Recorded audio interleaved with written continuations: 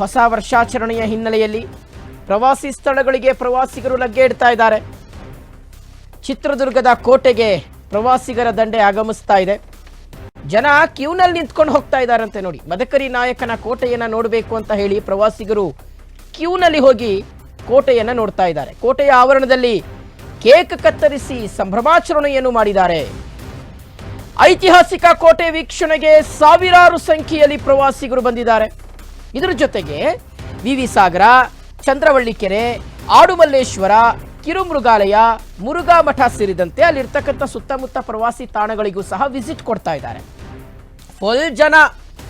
ಚಿತ್ರದುರ್ಗದ ಪ್ರವಾಸಿ ತಾಣಗಳಲ್ಲಿ ಎಲ್ಲೆಂದರಲ್ಲಿ ಬರೀ ಜನನೇ ಕಂಡು ಬರ್ತಾ ಇದ್ದಾರೆ. ಇವತ್ತು ಹೊಸ ವರ್ಷ ತಮ್ಮ ಸ್ನೇಹಿತರೊಂದಿಗೆ, ಬಂಧು ಬಳಗದೊಂದಿಗೆ, ಕುಟುಂಬಸ್ಥರೊಂದಿಗೆ ಒಳ್ಳೆ ಸಮಯವನ್ನು ಕಳೀಲಿಕ್ಕೆ ಒಂದು ಉತ್ತಮವಾಗಿರ್ತಕ್ಕಂಥ ಸ್ಥಳ. ಮತ್ತು ನೋಡಿ, ನಮ್ಮ ಚಿತ್ರದುರ್ಗದ ಕೋಟೆ ಐತಿಹಾಸಿಕ ತಾಣ, ಸಾಕಷ್ಟು ಐತಿಹಾಸಿಕ ಕುರುಹುಗಳಿರ್ತಕ್ಕಂಥ ಒಂದು ಸ್ಥಳ.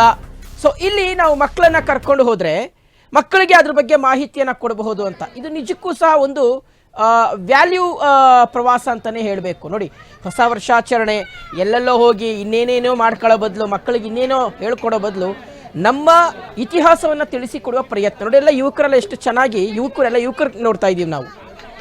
ಎಲ್ಲ ಯುವಕರು ಚಿತ್ರದುರ್ಗದ ಕೋಟೆಗೆ ಹೋಗಿ ಅಲ್ಲಿರ್ತಕ್ಕಂಥ ಐತಿಹಾಸಿಕ ಕುರುಹುಗಳನ್ನು, ಸ್ಥಳಗಳನ್ನು ವೀಕ್ಷಣೆ ಮಾಡ್ತಾ ಇದ್ದಾರೆ.